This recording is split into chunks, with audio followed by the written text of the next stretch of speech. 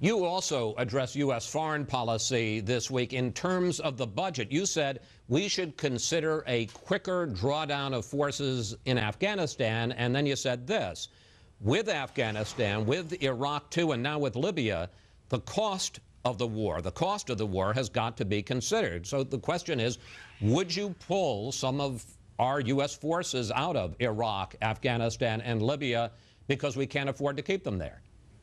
Well, I'd like to talk about each one of those areas specifically because there are conditions that differ in each area. Take Afghanistan. Conditions certainly have changed even in this last week or two when President Karzai comes out and acts like the host nation doesn't perhaps want us there, or NATO. NATO, as we help lead NATO, we're so concerned about civilians and making sure that civilian casualties are not part of any kind of a strategy, and yet that kind of gets thrown back in our face, and there is it sounds like a message being sent to America and to NATO today by President Karzai that perhaps we're not wanted there after everything that we have done in Afghanistan, after the billions and billions of dollars that we have spent there to help rebuild their nation and to quash the terrorist cells so that we're protected on our own shores. So conditions have changed there, and we need to reevaluate the timeline that we have for ourselves being in there. Now, I have great faith in Petraeus, and he, with his folks with the boots on the ground and on the front lines, I trust that Petraeus will know of this timeline that makes most sense for America's interests to be met in Afghanistan.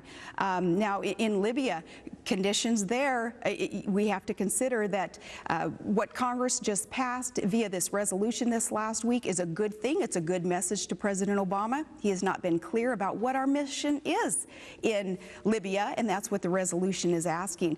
We're going to be spending billions and billions of dollars there too, with sort of a nebulous, murky mission that's not really being articulated, and that's not fair to the American public. We need to make sure that we know what we are there for, and if it's not explained very concisely and very sensibly, then we don't need to be in Libya, which is turning into a civil war there.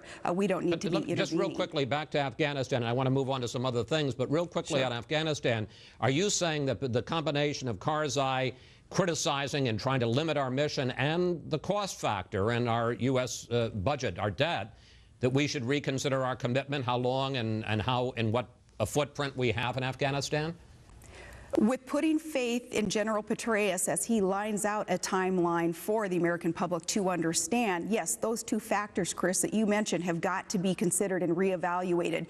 A, the host nation's ability to understand what it is that we're trying to do for them and with them in their nation, and the cost of war.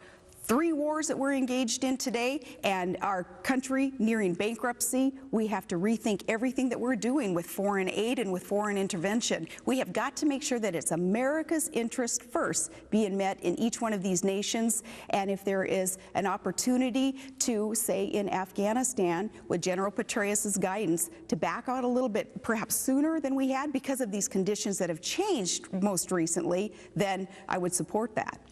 Governor Romney, should the United States negotiate with the Taliban to end the fighting in Afghanistan? Of course not.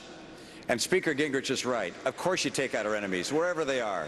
These people have declared war on us. They've killed Americans. We go anywhere they are and we kill them. Of course you take military action. It is unacceptable for Iran to have a nuclear weapon. We will not allow Iran to have a nuclear weapon. Maximum coordination with the Israelis in a way which allows them to maximize their impact in Iran. All right, let's talk about some foreign policy issues. It's 3 a.m. You're president of the United States. Your national security advisor. We're replaying the Hillary Your national Clinton ad. security advisor calls you and says, Mr. President, the Israelis have just bombed Iran's nuclear facilities. What do you do? Well, hopefully they would have told me earlier in the day. Who's they? The national security advisor. They didn't know. Team. The Israelis did it without telling the United States. I think if I were president, the Israelis would have told us. Why do you say that? Because I am a clear ally of Israel. I am very close to Netanyahu. I would, and I've said publicly, I would rather plan a joint operation conventionally than push the Israelis to a point where they go nuclear. You don't need to do nation building in Israel. We're already built.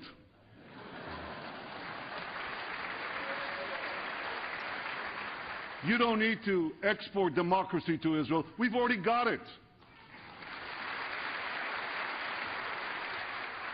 And you don't need to send American troops to Israel. We defend ourselves.